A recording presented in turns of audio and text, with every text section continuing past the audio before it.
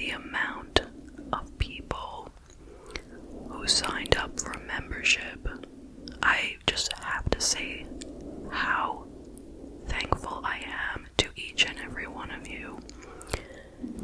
And for anyone who is still interested in joining, there is a join button right below the video.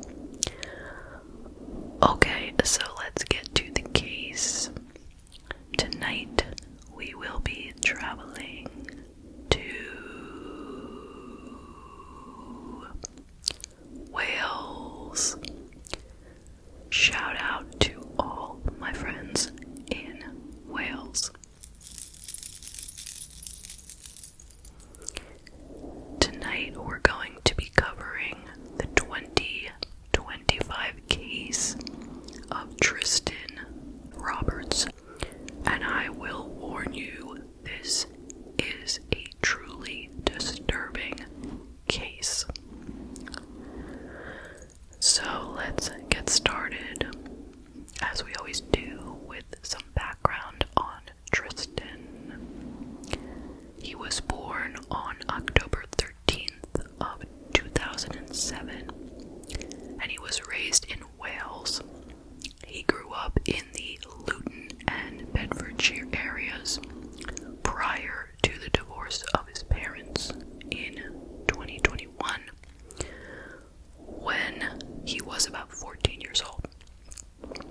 At that time, he moved with his mother and older brother Ethan to Tristan in North Wales. I'm sorry if I mispronounced anything. Now, very little, if anything, is publicly known about Tristan's father. The only thing I could find about him is that it was said that he had, quote, chosen a very different lifestyle following the divorce and was not a primary figure in Tristan's life. What that means exactly, I cannot say. But Tristan did spend a brief period of time living with his father in the fall of 2025, right before this incident that we're going to get to would occur. And anyway, his father was living in Milton Keynes. Okay. So anyway, Tristan's mother, her name was Angela Shellis. She was born in 1990 in Tywin, and she lived in the Luton area for many years before moving back to North Wales after her divorce. Now, she was a qualified teacher, but she ultimately chose to work as a teaching assistant so that she would have more time with her children, primarily Tristan. And her head teacher described her as caring and committed. So as a young child, Tristan was diagnosed as being on the autism spectrum, and he was also diagnosed with ADHD. He was referred to child and adolescent mental health services for treatment, and he attended mainstream schools, but he frequently struggled, and he had a history of disruptive behavior. He was seen as an outcast and a loner in school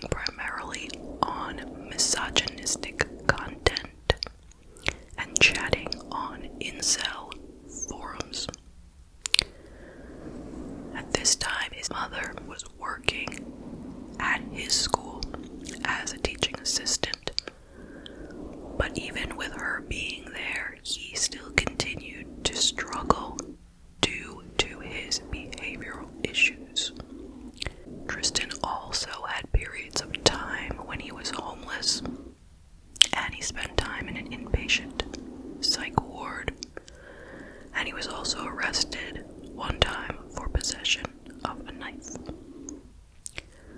He would later claim that he had a traumatic childhood, including physical abuse at home, but his brother Ethan disputed that and said he was lying about it.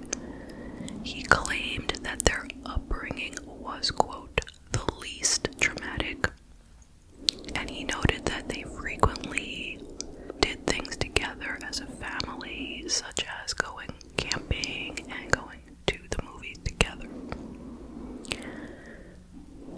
Now, throughout Tristan's upbringing, his mother, Angela, was described as fighting a losing battle, trying to get her son the help he needed in Wales. She was getting no help, even though things were getting very bad.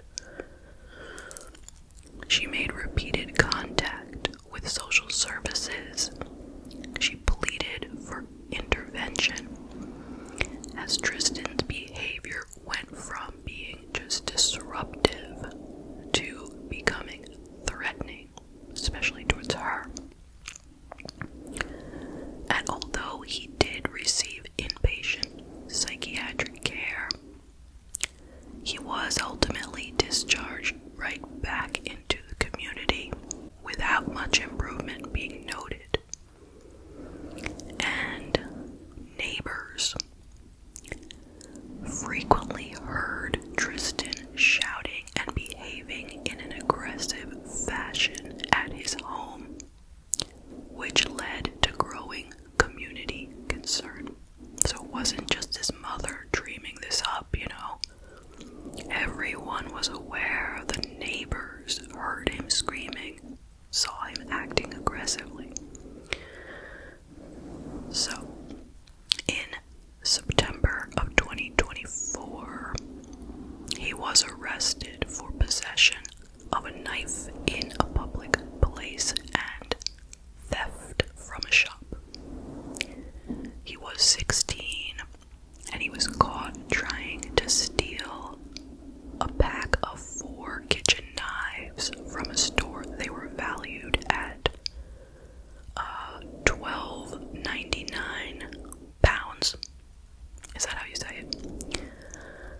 So, an incident report stated that Roberts, quote, immediately became verbally aggressive and confrontational, was uncooperative, and continued to escalate the situation verbally in front of staff and customers. He also made threats of stabbing, slashing, and beheading towards one individual at the scene before having to be physically escorted from the premises. Now, a community member later stated that Tristan was known to most of the shops in the neighborhood, like they all recognized him. But this particular person said that he felt there was nothing about Tristan's behavior to suggest that he would later commit a very serious crime. So he was a nuisance, but they weren't afraid for their lives around him, I guess. So the community member went on to say, quote, as a youth at the time, his name was unobtainable due to GDPR and safeguarding, but he was often found attempting to steal knives or bladed objects. Whenever he was stopped or caught, he would make threats of violence, often threatening to stab,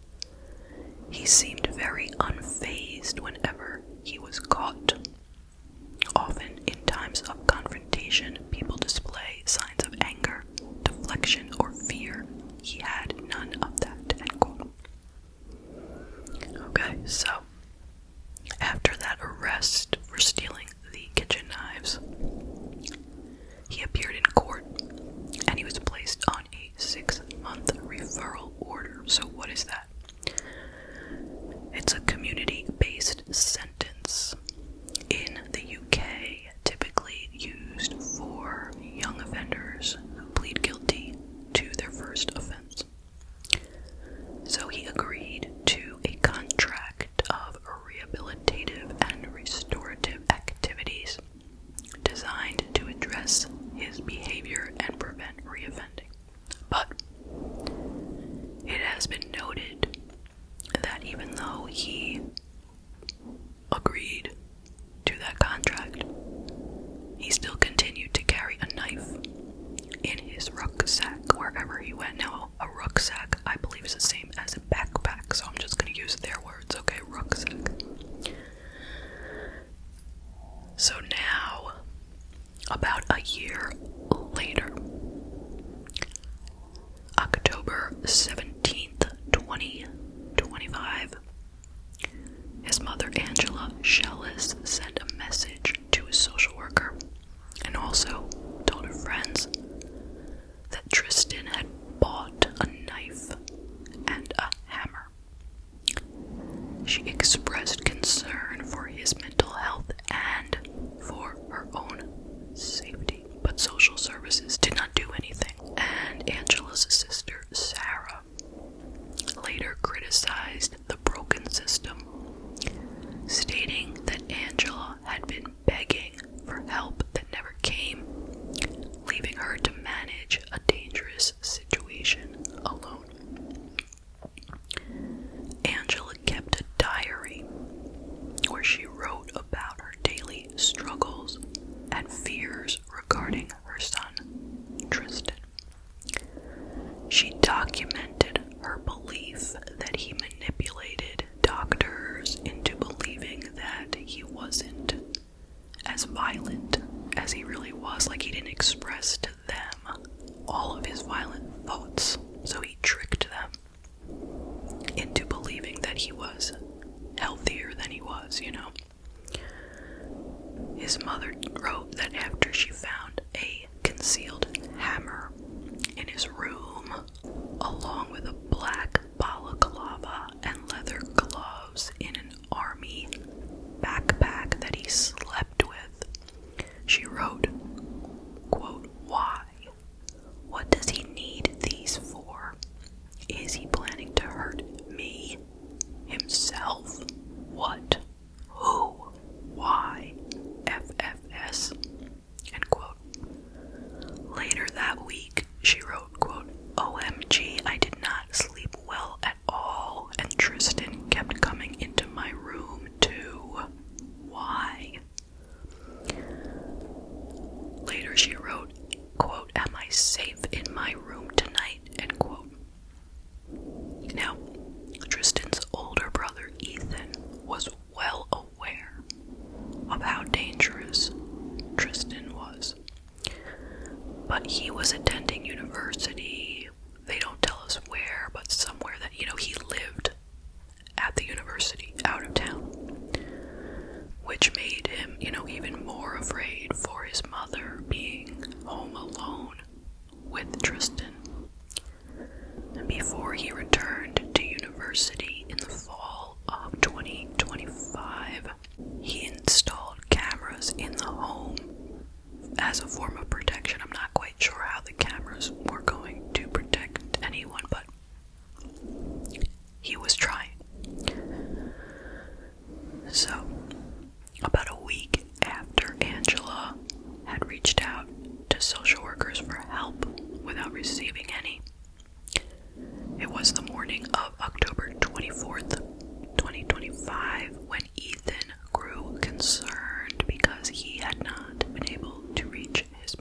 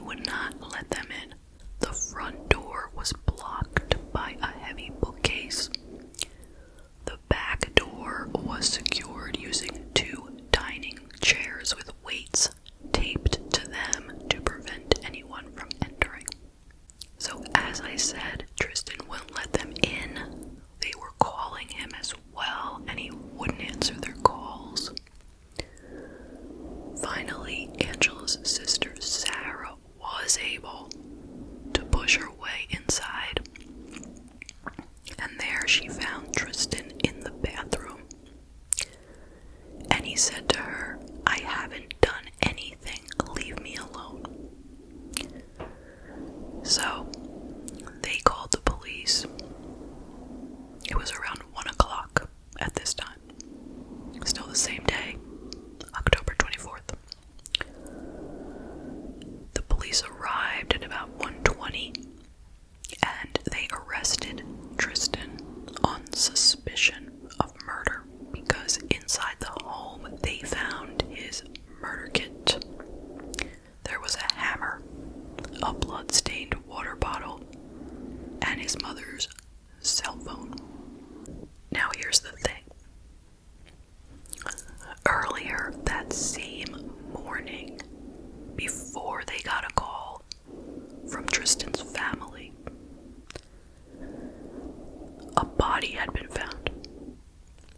It was 8:30 in the morning when the North Wales police got a call that a woman's body was found in an undergrowth near a gravel footpath at the Morva Nature Reserve in Prestatyn, Denbighshire.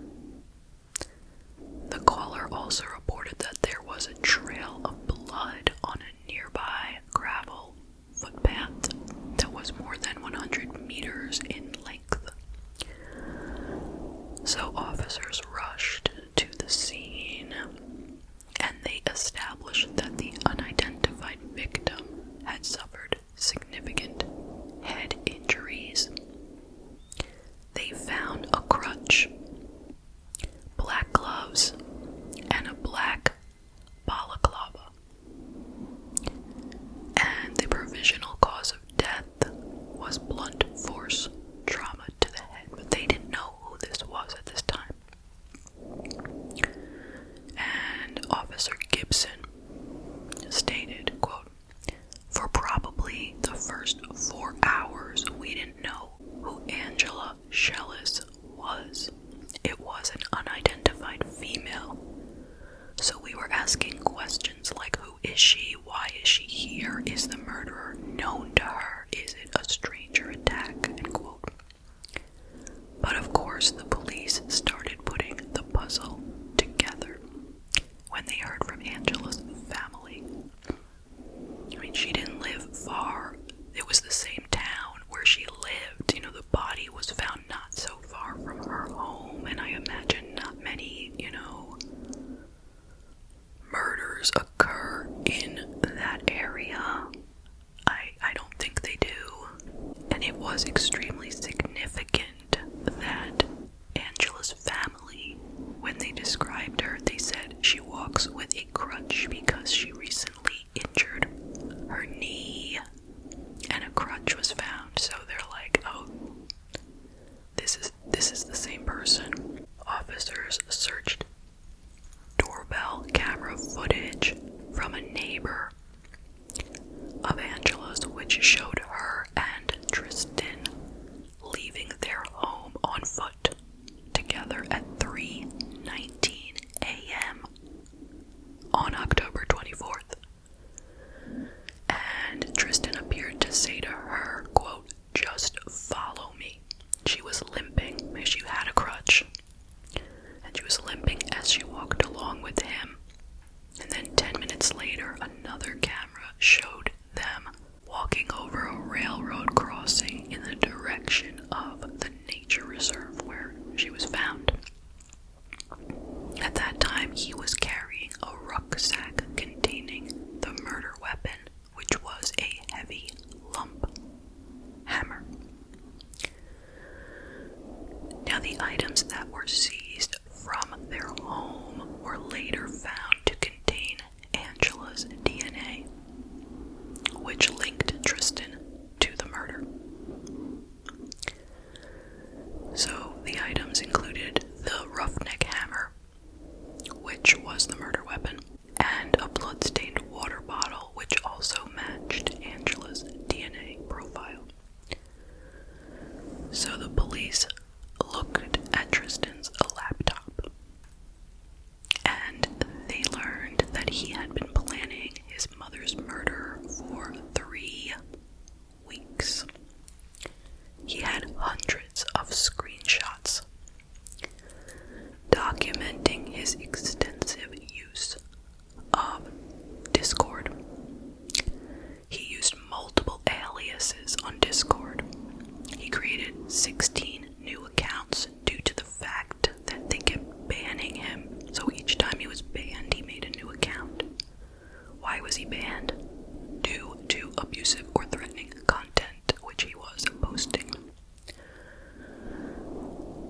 had spent hours upon hours online in the weeks leading up to the murder, posting content related to murder, violence, misogyny, weapons, and his intention to kill his mother. He wasn't keeping it a secret on Discord. His online activity also revealed an interest in the TV show Dexter and the movie American Psycho, which are both about men leading secret lives as serial killers. And it's noted that in the show Dexter, the main character, Dexter Morgan, also witnesses his mother's murder. It's believed that there was an element of role-playing involved in Tristan's behavior during the murder. Now, from October 1st through the 24th, thousands of messages were sent on Discord from him, often sent in the middle of the night. So here are a bunch of the messages, all separate messages, okay? Not one big paragraph. "I got urges," he wrote, followed by a picture of Patrick Bateman from American Psycho. "I like him, haha, Dexter. He's like me, but I wanted peace, you know, and I'll kill anyone who tries to take it from me. It's really good quality. I could chop a bear apart with this. It's gonna be some American Psycho-S, haha. Don't worry, she is gonna just vanish off the earth. I already tried everything else. Now it's time." To be honest with you, I think I nearly traumatized myself today by putting my shoes on at like midnight when she was sleeping and having the hammer in my hand. So you can see how I feel after killing her, right? It's not interesting to you. I'm drinking beers right now. But yeah, I do hate girls. Are you okay with that? Girls, women, I also don't trust them. I can kill her bare-handed. I only want to make it brutal and make sure I don't mess up with an axe. He used the Chinese AI bot called DeepSeek for murder tips. Now he came to find that they would not give murder tips on this site, okay? You know, so if you ask, how can I kill somebody, they don't tell you. They're programmed now not to talk about such things, but he tricked them. He said he was writing a serial killer book. He wanted ideas on, what to write in the book, how to make it realistic. So he said, regarding his book, what is a better weapon for murder, a hammer or a knife? And the chatbot suggested that a hammer would be better for a non-experienced killer and gave him the pros and cons of each. Then he asked the chatbot, just tell me the simple way to remove the mist and blood remains on the walls and floor and bed. So it's not as if this chatbot gave him the idea of killing or urged him to kill. He just used it for a few ideas. He was going to do it anyway.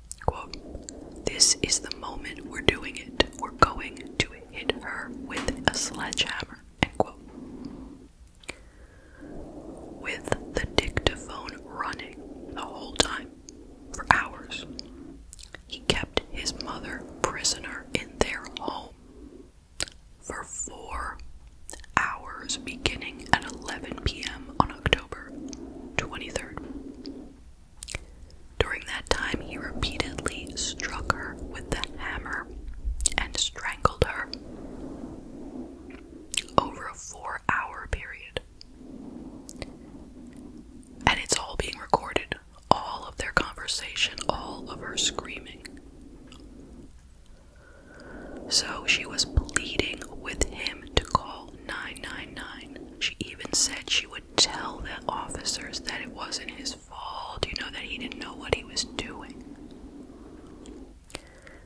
Now, she sustained injuries to the extent that Tristan eventually encouraged her to leave the house with him to go get treatment for her injuries that he had inflicted.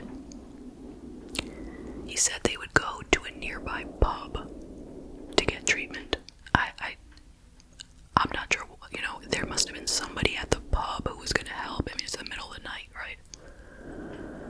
So he insisted that she put on the balaclava when they left the house. I'm not quite sure why, but he insisted on it. And, they left. That's when they were spotted at 3:19 a.m. leaving the house, walking across the railroad, heading to the nature reserve. She's thinking all along, oh, alright, we're going to get help at least, Well, when they got to the nature reserve, he told her to sit down on a bench. And she must have seen him open up his bag and take out the hammer, because she started screaming at that point in the recording. And then he hit her repeatedly with the hammer, killing her. Then he said into the recorder, quote, "Oh God, that was terrifying. That felt so crazy. I just killed her. Job's done." End quote. Then he complained that he had hurt his hand, that his hand was in pain. Can you believe? His hand hurt. Okay. So, after that, he dragged her body along the gravel path and dumped her into the brambles. And he walked home. And he was captured on CCTV at the railroad crossing at 5:35 a.m. And then at 6:26, he's seen walking back again to the nature reserve, carrying a plastic bag, which the police believe had cleaning supplies like ammonia, because he wanted to try to clean up the park a little bit.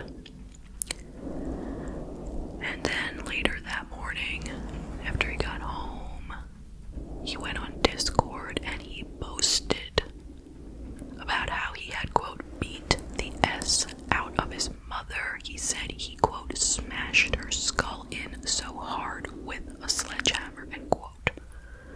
So he's leaving all the evidence. I don't know why he bothered to try to go clean up the scene at all. I mean, he wrote it all on Discord, he recorded it all on a dictaphone. So as I said, the police arrested him at his house the next day, or it was the same day actually. She was murdered. Sometime before 5 in the morning on October 24th, and they arrested him at his house around 1:20 p.m. that day. So he was interviewed at the police station 9 times between October 24th and 28th before being officially charged with murder. He was assessed by a mental health nurse who deemed him fully fit for questioning.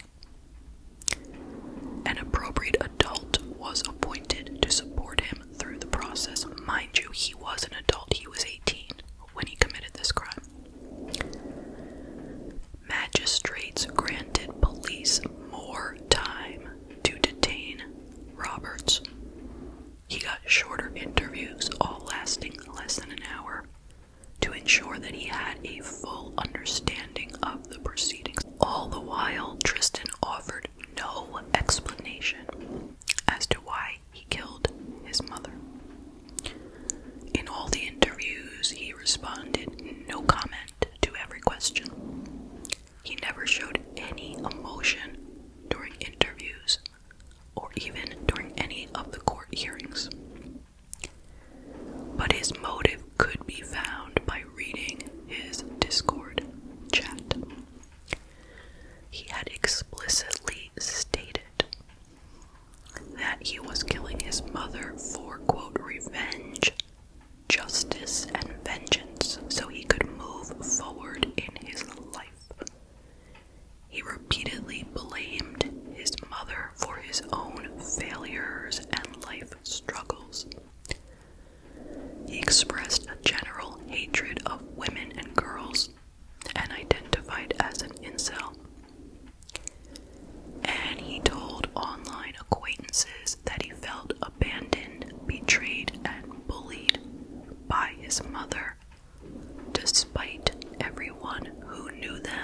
saying that it was the exact opposite. She was his biggest support in life, not his bully.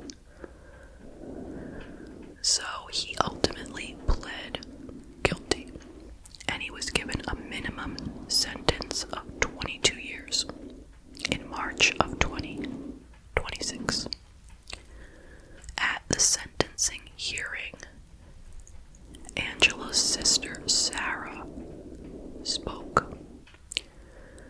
She looked at Tristan and she said, quote, "Tristan, I wanted to look into your eyes today and say this to you. The impact of your actions in taking Angela from us all is something we now have to live with every single day. As a close family, we fought so hard to try and get you the help you needed. None of us ever gave up on you, Angela especially.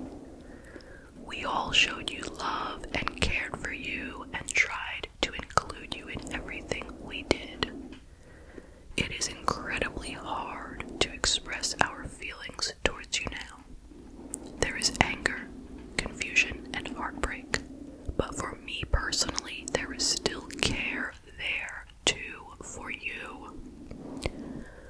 I just wish that if you felt you didn't want to live under the same roof as Angela, you had considered that it could have been resolved in so many other ways without going to the extreme of taking her away from everyone who loved her."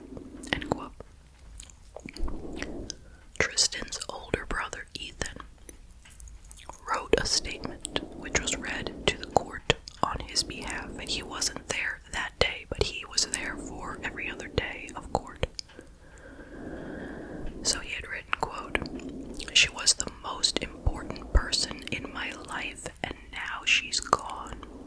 I don't know how I can live my life without her." He went on to say that he never wants to see Tristan again.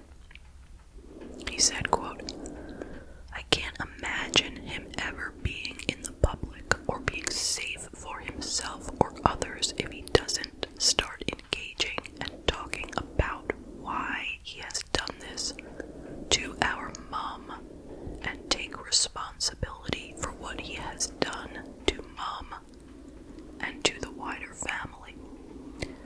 I don't know how he could do this to anyone, let alone the one person out of everybody that would do absolutely anything for him. No one else would put up with what she dealt with. She still loved him. We tried to include him all the time in everything. He never wanted to. He just hid." End quote. And the Judge Rice Rowlands, stated, quote, "This was a truly awful way to die and a brutal, sustained attack on a vulnerable woman in her own home. You appear to have reveled in the control you exerted over your own mother. You appear to have enjoyed the psychological torment you put her through. She must have been truly terrified as she was kept prisoner in her own home and then tricked into leaving it only to be murdered in the street. You spent weeks researching how to kill and how to cover your tracks. You even sought the advice of an AI assistant on which weapon to use and how to clean up the scene. While you have autism and ADHD, the medical evidence is clear. You knew what you were doing and were able to exercise self-control. You chose not to. You are a very dangerous individual who has shown little or no remorse for what you have done until the very last moment." The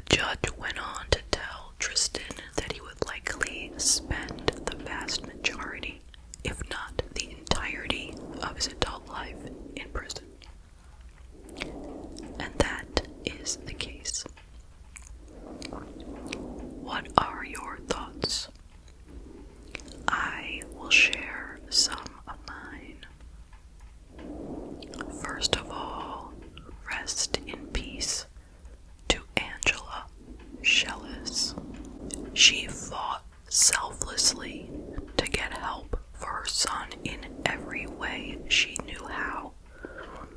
And yet this is how he repaid her.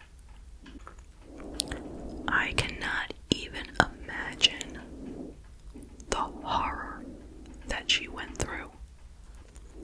Here's the thing, the recording that he kept on the dictaphone, it was deemed to be too disturbing to play in court, which I can imagine, and I feel terrible for all of the officers or officials, the investigators who had to listen to it, because that, I am sure, is something that they will never forget. So, knowing how disturbing the recording was, imagine what it was like for Angela to go through it in real life. And of course, my heart goes out to the family, especially Ethan, Angela's older son. I cannot even begin to imagine how he is feeling right now. He must have so many mixed emotions running through his head. Anger, guilt, grief, just every terrible emotion you can think of, I'm sure he is feeling. I hope that he will find a way to move forward and to live a happy, healthy, successful life in the future. So I find myself wondering what I would have done if I were in Angela's shoes. I mean, what could she have done? She had this child who was extremely disturbed and violent, and she kept reaching out for help and getting none. Social services was not providing her with anything. They put him in mainstream school, even no special ed school for him. But she kept trying, she kept fighting, and it was a losing battle, as they say. So what could she do? She had two choices. Just let him keep staying at home and keep fighting, keep trying, which is what she did. Or throw him out, like literally throw him out. In retrospect, we will say she should have thrown him out, but she didn't know what was going to happen. I mean, she kind of had her suspicions, but, you know. The thing is, when we talk about, like, tough love and, you know, throwing out, like, an alcoholic, right? Like, if you have a kid who is an alcoholic or an addict and, you know, you just can't get through to them, they say, you know, throw them out. Tough love, right? But do we throw out a mentally ill child?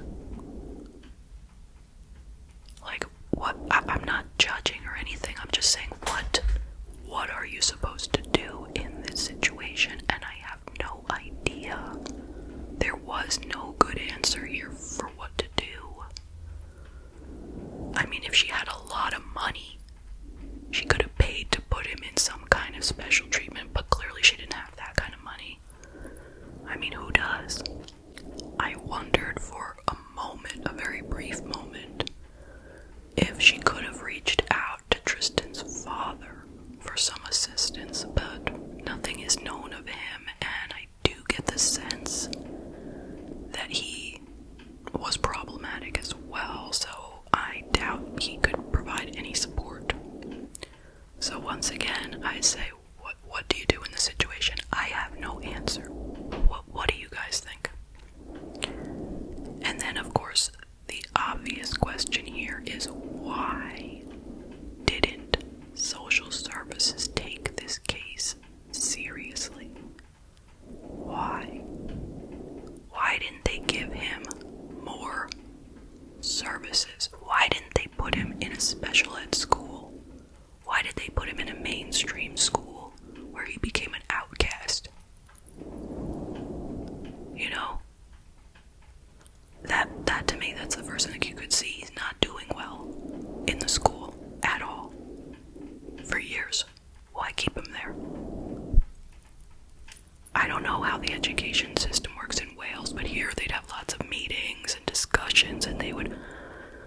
send a kid like that to a more specialized school. And then if he continued to be so problematic, he would be put in residential treatment. A kid like this needed residential treatment for sure. He didn't need to be living at home with his single mother. But as we already know,